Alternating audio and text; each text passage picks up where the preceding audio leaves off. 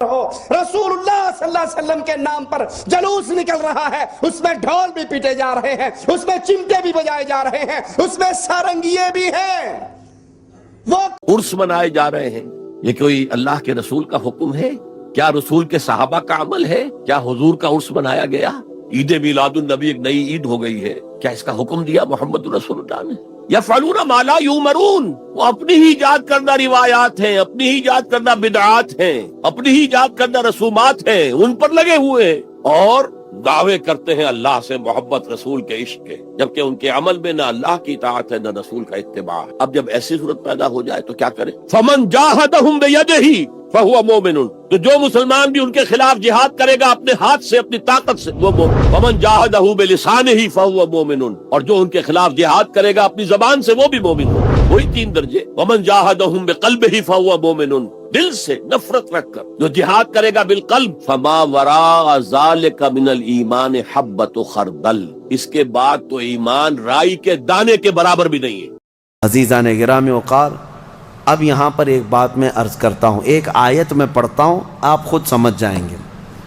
11वें पारे में ये आयत गुजर चुकी है, मैं तर्जुमा बताता हूँ और किसकी तरफ इशारा है आप खुद समझ लेंगे, पढ़े लिखे लोग हैं। अल्लाह फरमाता है कुल बिफ़ज़लिल्लाहि व बिरहमतिही फ़बिज़ालिका फ़ल्यफ़रहू। ये आयत का एक हिस्सा मैंने तिलावत किया। ऐ महबूब आप फरमा दें, आयत का तर्जुमा मैं कर रहा हूँ, आप फरमा दें कि जब अल्लाह का फ़ज़ल तुम्हें मिले, लोगों को अल्लाह का फ़ज़ल मिले या अल्लाह की रहमत आए तो खूब खुशियाँ मनाओ। अल्लाह ने क्या फरमाया? जब अल्लाह की रहमत तुम्हें मिल जाए तो खूब खुशियाँ मनाए। सुन्नी हो, समझ गए? कुरान की आयत कह रही है जब तुम्हारे पास अल्लाह की रहमत आ जाए तो। अब हर एक को बात पता है अल्लाह की सबसे बड़ी रहमत इस रुए ज़मीन पर 12 रबीउल अव्वल को आई। तो अब जो हमारी खुशियाँ मनाने का तरीक़ा है वो कुरान के मुताबिक है या नहीं? कुरान के मुताबिक अल्लाह ने फरमाया जब अल्लाह की रहमत तुम्हारे पास आए तो खुशियाँ मनाओ। अच्छा बोलिए भाई, क्यों मनाते हैं आप? इस वक्त दुनिया में 156 मुल्कों में जश्न ईद मिलादुन नबी मनाया जा रहा है। सुभान अल्लाह, सुभान अल्लाह। बहुत तहकीक के साथ हम बोल रहे हैं, ऐसा नहीं है कि बस मुंह में आया 156 बोल दिया। सबूत ये है कि खुद आज से तकरीबन 3-4 साल 5 साल के करीब होता आ रहा है कि हमने 3 डीवीडियाँ, उस वक्त डीवीडियों का दौर चलता था, अब आजकल तो इंटरनेट का दौर आ गया, डीवीडियाँ बंद हो गई। उस वक्त 3 डीवीडियाँ हमने सिर्फ इस ताल्लुक से निकाली थी, उसके अंदर हमने दुनिया के कहाँ किन किन ममालिक में, किन किन मुल्कों में जुलूस निकाले जाते हैं, नबी का मिलाद मनाया जाता है, उसको जमा किया था। तो कुल 156 कंट्री के जुलूस को हमने उसमें डाला था 3 डीवीडियो में। तो पूरी दुनिया में, अच्छा, तो पूरी दुनिया में इस 156 मुल्कों में जुलूस निकाला जाता है, मिलादुन नबी की महफिल सजाई जाती है और ख़ास तौर से हिंदुस्तान में भी महफिलें सजती है। तो मेरा सवाल ये है कि ये आप लोग जुलूस क्यों मनाते हैं, जुलूस क्यों निकालते हैं, मिलादुन नबी क्यों मनाते हैं? बहुत छोटा सा सवाल है भाई, बोलिए क्यों मनाते हैं भाई आप लोग? रसूलुल्लाह से मोहब्बत है, आप हुजूर के गुलाम हैं, इसलिए मनाते हैं ना, नबी की आमद हुई। मैं कहा मेरा अब एक सवाल है और ये सवाल मैं आपसे इसलिए कर रहा हूँ कि गैरों ने मुझसे बहुत किया है। यही सवाल पूछ पूछ के वो थक गए और हम जवाब देते देते थक गए, मगर समझ में ना उनके कुछ आया और हम उनको समझा नहीं पाए। तो चलो मैंने सोचा आज कम से कम इस मजमे पे ट्राई करते, ये समझ जाएं। वो तो समझ नहीं पा रहे बेचारे, ख़त्म अल्लाह अला कुलूबिहिम की मंजिल पर है वो लोग। तो भाई सवाल उन्होंने हमसे ये बार बार पूछा कि आप मिलादुन नबी मनाते हैं, क्यों मनाते हैं? साहबा ने मनाया क्या? क्या अल्लाह के रसूल सल्लल्लाहु अलैहि वसल्लम ने आपको हुक्म दिया? एक कोई हदीस ऐसी आप दिखा दो, एक कोई ऐसी हदीस जिसमें हुजूर ने कहा हो, ऐ लोगों मेरा मिलाद मनाओ, मेरी पैदाइश का दिन मनाओ, एक कोई ऐसी हदीस बता दो। तो हम बड़े परेशान हुए और तलाश किया तो हमको ऐसी एक हदीस नहीं मिली। मैं साफ कह दूं भाई, क्योंकि अगर ऐसी कोई एक हदीस मिल जाती कि हुजूर जिसमें खुद कहते कि मेरा मिलाद मनाओ, तो फिर यह मिलाद मनाना सुन्नत हो जाता। सुभान। हम मुस्तहब कहते हैं, सुन्नत तो कहते नहीं, बल्कि सुन्नत नहीं, मैं कहता हूं फर्ज हो जाता। बेशक बेशक। क्योंकि अल्लाह अपने हबीब की शान बयान करते हुए फरमाता है कि मेरा हबीब ये है कि हराम को जो है वो खुद ये भी हराम फरमाता है और हलाल को, चीज़ों को तुम पर हलाल करता है। जी जी। तो हुजूर को चीज़ों को हलाल करने का भी इख्तियार और चीज़ों को हराम करने का भी इख्तियार। बेशक बेशक हक। तो हुजूर का हराम करदा भी वैसे ही हराम जैसे अल्लाह का हराम करदा हराम, हुजूर का हलाल करदा ऐसे ही हलाल जैसे अल्लाह का हलाल करदा हलाल। तो अगर हुजूर कह देते मेरा मिलाद मनाओ, तो मिलाद फिर मुस्तहब नहीं होता बल्कि फर्ज होता या सुन्नत होता। है बेशक। हमारे किसी आलिम ने नहीं कहा यह फर्ज है, सुन्नत भी नहीं कहते हम, लेकिन फिर क्यों मनाते हैं?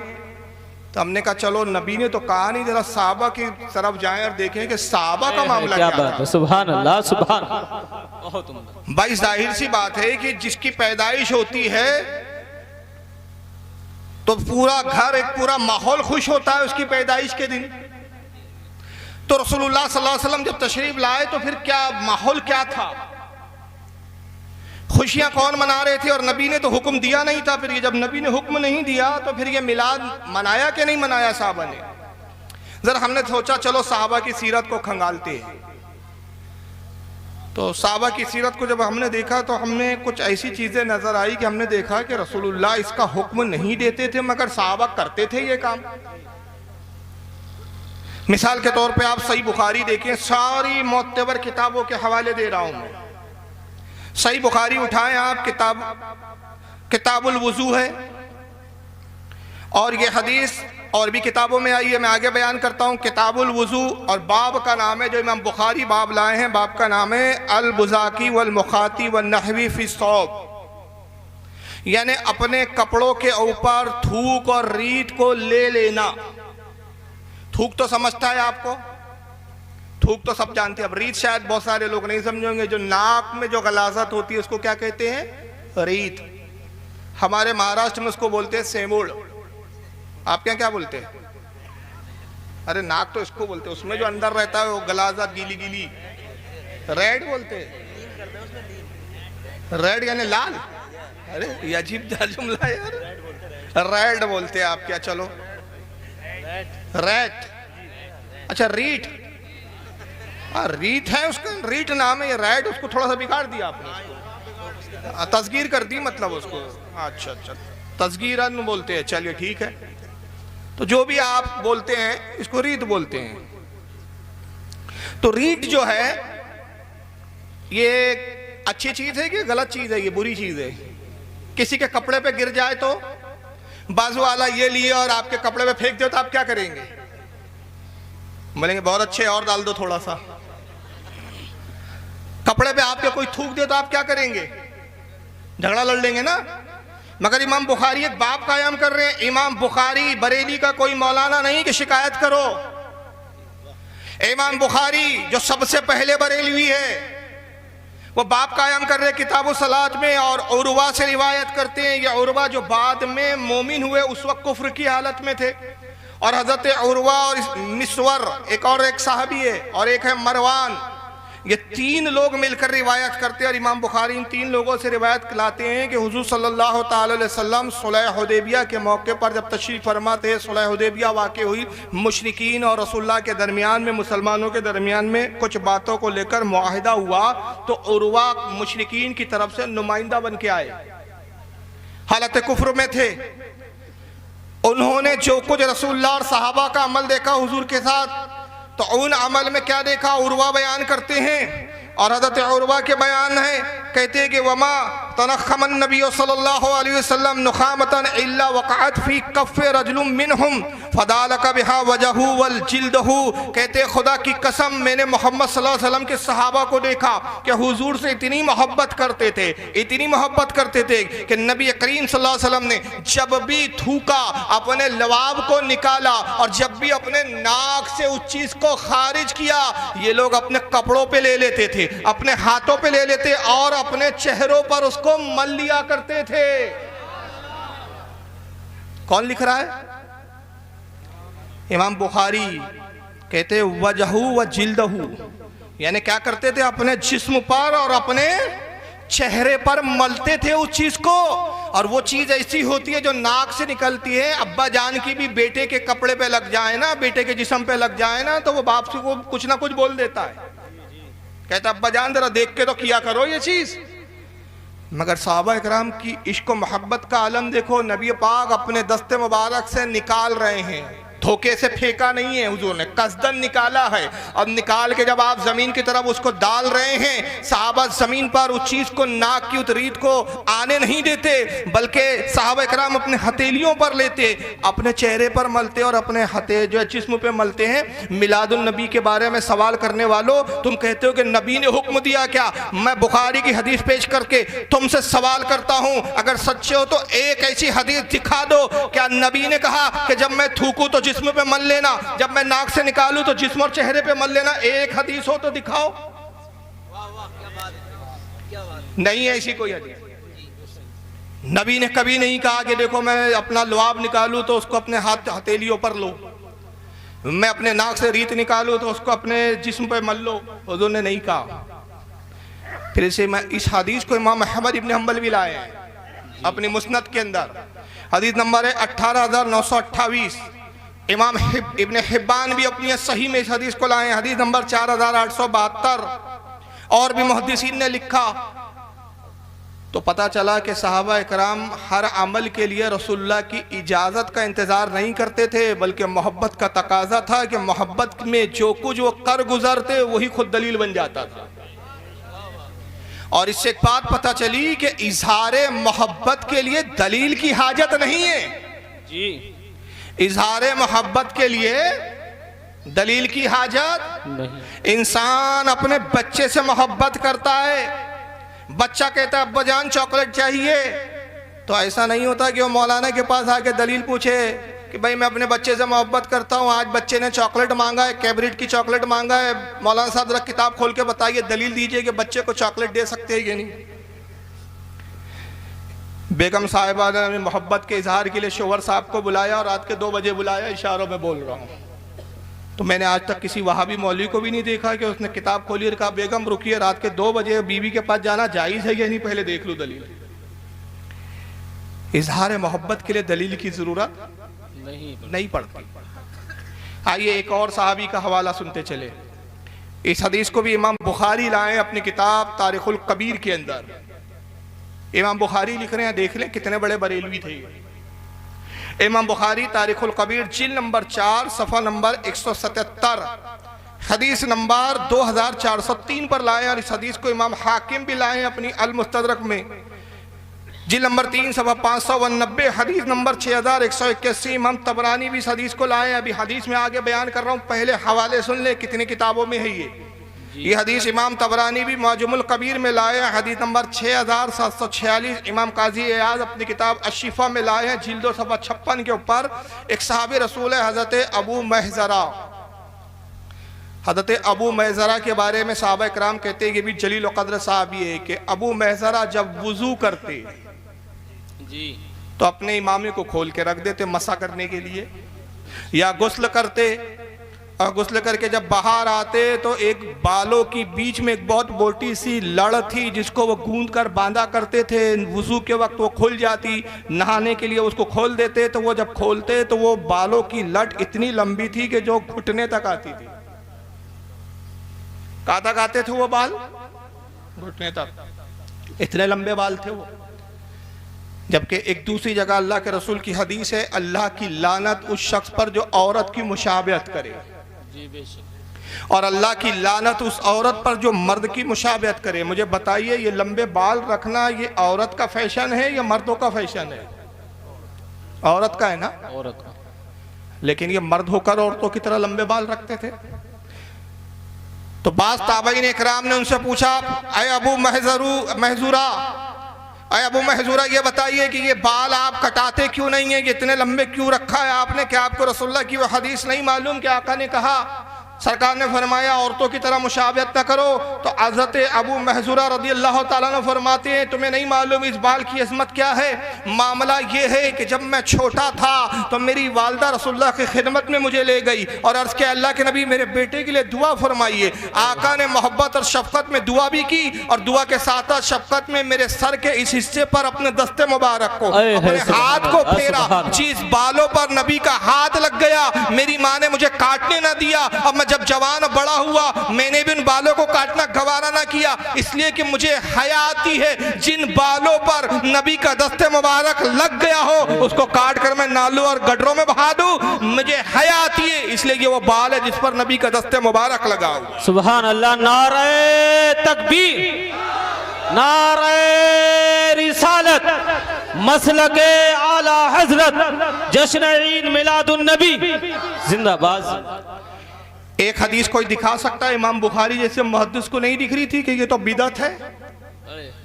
इससे बड़ी बिदअत क्या होगी कि जहां ममानियत मौजूद है ये ममानियत के खिलाफ शरा काम हो रहा है। नबी मर्दों को औरतों की तरह फैशन इख्तियार करने से मना कर रहे हैं और अबू महजूरा रदी अल्लाह ताला अन्हु बाल रखे हुए हैं औरतों की तरह। इमाम बुखारी जैसा, इमाम हाकिम जैसा, इमाम तबरानी जैसा, इमाम काजी अयाज जैसे जलील क़द्र मुहद्दिसीन इस हदीस को नकल कर रहे हैं। सहाबा इकराम इस पर एतराज़ नहीं कर रहे हैं। जबकि कोई मई का लाल में जिम्मेदारी से कहता हूँ एक हदीस मुझे ऐसी दिखा दे कि अल्लाह के नबी ने फरमाया देखो जिन बालों पर मेरा हाथ लग जाए उसको काटना मत, उसको फेंकना मत। कोई हदीस नहीं मिलती आपको, कोई नबी का हुक्म नहीं मिलता। मगर ये सहाबा इकराम, ये सहाबी की मोहब्बत है कि जिन बालों पर नबी ने अपना दस्ते मुबारक रख दिया वो बाल अब मुतबर्रिक हो गए। तो जिसको नबी छू दे वो चीज़ उनके लिए तबर्रुक बन जाती है। जो चीज़ खुद नबी के से वाबस्ता हो, जो खुद नबी के जिस्म का हिस्सा हो, वो इंसानों के लिए और मोमिनों के लिए कितना बड़ा तबर्रुक बनेगी। बेशक बेशक, वाह सुभान। खुद नबी पाक सल्लल्लाहु अलैहि वसल्लम का मुँह मुबारक का आलम क्या होगा। आज ये एतराज़ करते कि रसूलुल्लाह के मुँह मुबारक की ज़ियारत क्यों करते हो तुम लोग। आइए एक और हदीस सुने। इसको इमाम इब्न हजर अस्कलानी रहमतुल्लाह अलैह, ये ऐसे एक मुहद्दिस है जिन पर सबका इत्तेफाक है। इनको उलमाए देवबंद भी मानते हैं, नाम नेहाद अहले हदीस गैर मुक़ल्लिदीन भी इनको मानते हैं। अल्हम्दुलिल्लाह हम बरेलवी भी इन पर इत्तेमाद करते हैं। इमाम इब्न हजर अस्कलानी अपनी मशहूर ज़माना किताब इसाबा फ़ी तमीज़ुस सहाबा सफ़ा नंबर 72 पर रिजाल नंबर 275 पर फरमाते हैं कि एक जलील क़द्र ताबई है हज़रत साबित बुनानी। ताबई है, शागिर्द है जलील क़द्र सहाबी हज़रत अनस इब्न मालिक के। और अनस इब्न मालिक वो सहाबी है जो रसूलुल्लाह की सोहबत में 10 साल रहे, 10 साल हुज़ूर की खिदमत में रहे। जब हज़रत अनस का इंतकाल हुआ अपने शागिर्द साबित बुनानी को बुलाया। अब बुला के कहा ऐ साबित बुनानी सुनो मेरी एक वसीयत है, मेरा बस अब इंतकाल का वक्त करीब है। का उस्ताद मोहतरम बताएं क्या वसीयत है। फरमाया वसीयत ये है कि वो फुला जगह एक डिब्बी रखी हुई है उसको ले आओ। एक छोटी सी चांदी की डिब्बी थी वो ले आए उनके शागिर्द साबित बुनानी। खोला तो उसमें चंद बाल शरीफ थे, बाल। सुभान अल्लाह। कहा उस्ताद मोहतरम है अनस इब्न मालिक साहब ये रसूल ये कैसे बाल है। कहा ये रसूलुल्लाह के मुँह मुबारक है, सरकार के दाढ़ी शरीफ के बाल है जो मैंने चुन लिए थे। और साबित बुनानी मेरी वसीयत ये है कि जब मेरा इंतकाल हो जाए तो इन बालों को मेरी ज़बान के नीचे रख देना, इसलिए कि मैं गुमान करता हूँ कि जब तुम मुझे कब्र में रखकर अल्लाह के भरोसे छोड़कर चले जाओगे और कब्र में जब फरिश्ते आएंगे और कहेंगे कि मन रब्बो का, मैं जवाब देने के लिए अपने मुंह को खोलूंगा, उन्हें रसूलुल्लाह के मुंह मुबारक नजर आएंगे तो मैं गुमान करता हूँ कि शायद वो फिर मुझसे दूसरा सवाल ही ना करे और नबी के बालों की बरकत से मुझे बख्श दिया जाए। सुभान अल्लाह, सुभान अल्लाह।